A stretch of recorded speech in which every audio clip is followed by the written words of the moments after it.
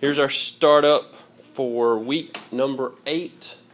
A week from this Thursday, we have our midterm. So went back and grabbed a couple of review problems to help us get ready for the midterm. Okay.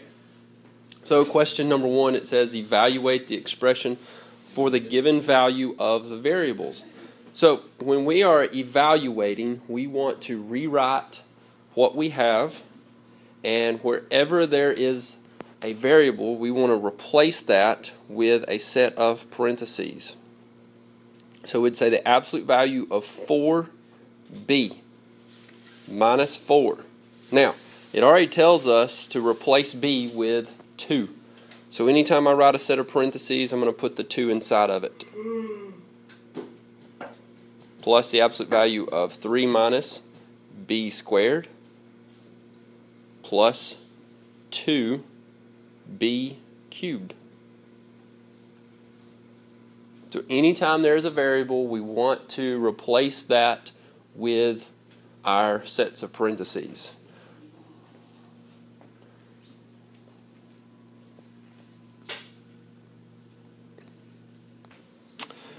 So now, then we just go through and perform our order of operation. Please excuse my dear Aunt Sally if you recall that. I'm going to go inside of this set of the first set of absolute value bars first, and I have 8 minus 4 plus 3 minus 2 squared is 4 plus 2, and then 2 cubed. 2 times 2 times 2 gives me 8. And then I'm just going to keep working. 8 minus 4, absolute value of that, 4. Plus, then I'm looking at 3 minus 4. That gives me a negative 1. But since I have it in absolute value, the absolute value of negative 1 is 1. Plus 2 times 8 gives me 16. So now 4 plus 1 plus 16 gives me 21 as my solution. What about that plus up there? Question number 2, it says solve the equation. Negative 5y minus 9 equals a negative y minus 1. First of all, I have to take that negative that's there in front and distribute it. So I have negative 5y minus 9 equals a negative y plus 1. Now I'm solving the equation. I have variables on both sides, so I need to get my variables together. So I'm going to take this negative y across, and when I do that, it then becomes addition, or I'm adding y to both sides. So I'm going to rewrite over here. So that gives me a negative 5y plus y is negative 4y minus 9 equals 1. And now I'm going to add 9 to both sides. So it gives me negative 4y equals 10. Divide by negative 4. So y is equal to, I want to reduce 10 over negative 4. So that's a negative 5 halves. And we can leave that as our solution. We don't have to put it as a mixed number.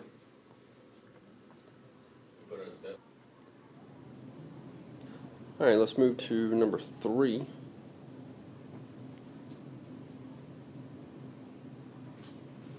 Number 3, we're solving the equation. Now, in order to solve this is an absolute value equation. I have to get the absolute value bars by itself first. So I need to add 7. So it gives me 3 times the absolute value of 3x plus 4 equals 12. My absolute value bars are still not by itself, so I have to divide both sides by 3. So that will give me the absolute value of 3x plus 4 equals, make that bigger, 4. Once you get the absolute value by itself,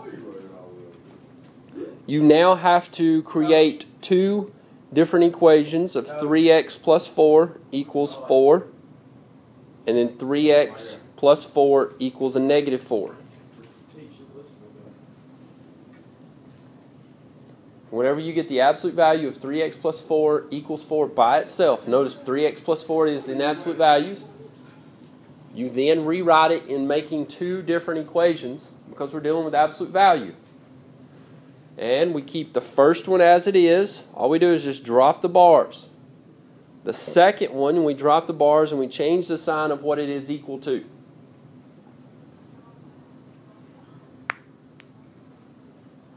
So now we have two equations we have to solve.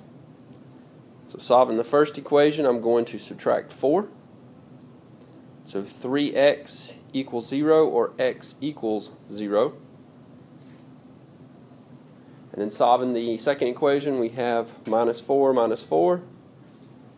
3x equals negative 8, or x equals a negative 8 thirds. So my two answers are x equals negative 8 thirds and 0. I have two different solutions. When you're solving absolute values, you're going to have the two different solutions. Now we know that we can always go back, plug in, and check if need be, or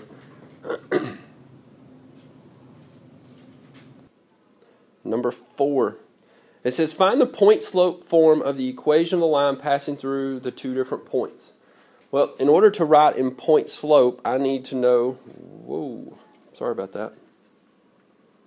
In order to write in point slope, I need to know at least a point and a slope. Well, I have two different points, so I need to find the slope.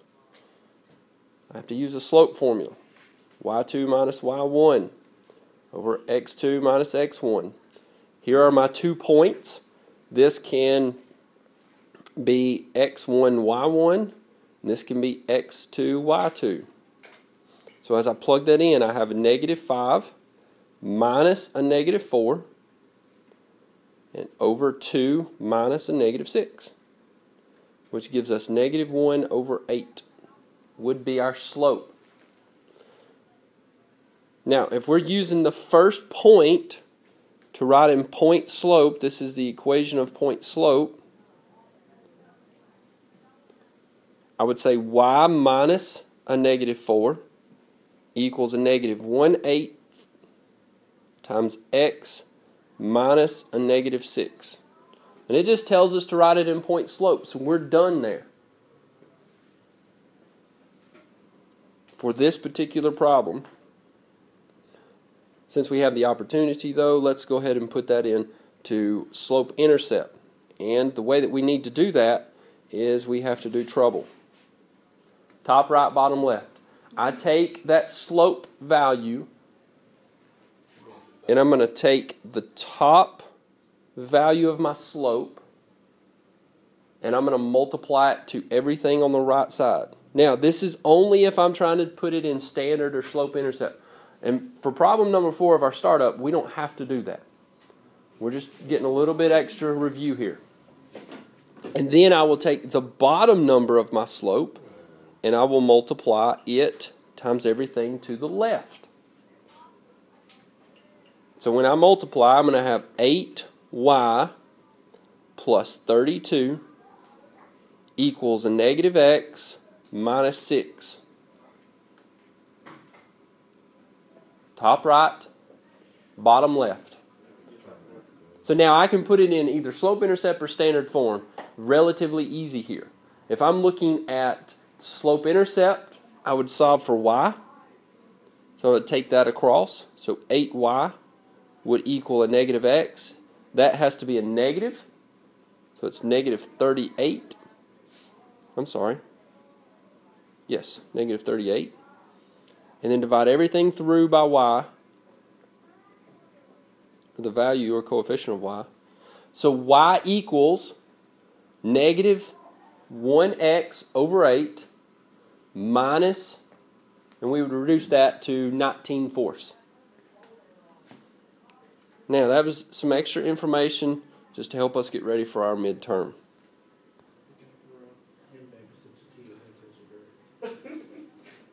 All right, number 5, Oh, I don't know how to do that one. solve the system of inequalities by graphing. Now, number 5, we have two inequalities. We need to find the slope and the y-intercept. They're both in slope-intercept form. So the first equation, my slope is negative 3. My y-intercept is negative 1. So at -1, I'm going to put a point on my y-intercept. And from that point, I'm going to plot a slope. And slope is -3/1. So that means I'm going to go down 3 units and over 1. I got a question. Or I can go up 3 units and back 1. And so there would be the point. Now, since it has the line underneath it, it would be a solid line going down through here. And then I have to shade. Y is less than. So it's everything over here, lower, in the lower region. All right, the second equation. Y is greater than 3x minus 2. So its slope equals 3/1, and its y-intercept is -2. So as we're plotting this, my slope of my y-intercept of -2 there, a slope of 3, that means I go up 1, 2, 3 and over 1, or I can go down 3 and back 1.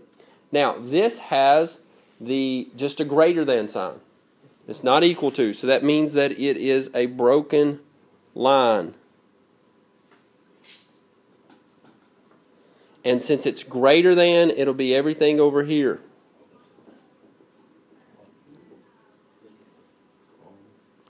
So then I want to come back and highlight my commonality. So all of this region would be my feasible region on the left-hand side. Let's move to number 6. Number 6, we are to graph the equation, and this is a quadratic. Now, it is in the form, or vertex form of a quadratic of y equals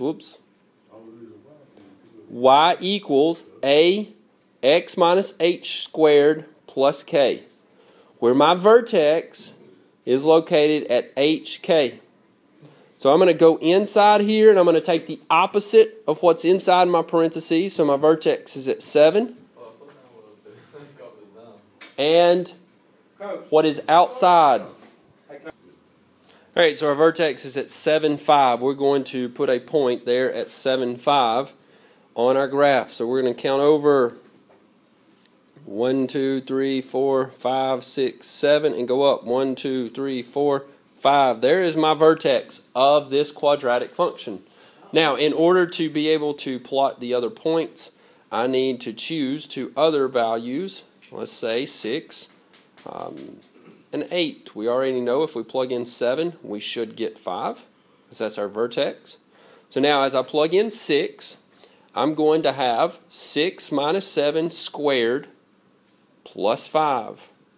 I solve that equation. That gives me -1 squared plus 5. -1 squared is 1. 1 plus 5 gives me 6. So I have a point at 6, 6, which is right here. And if I plug in 8, 8 minus 7 squared plus 5. Once again, I have 1 squared, which gives me 6. So at 8, 6, I have a point. Now, this is a parabola, a quadratic, which is that horseshoe that we've talked about. So it's going to go up like so.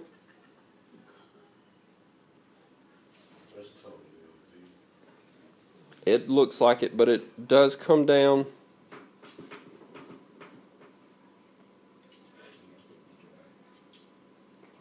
Let me try to fix that.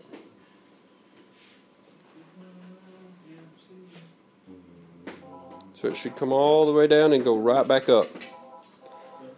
So there's the startup for week number 8.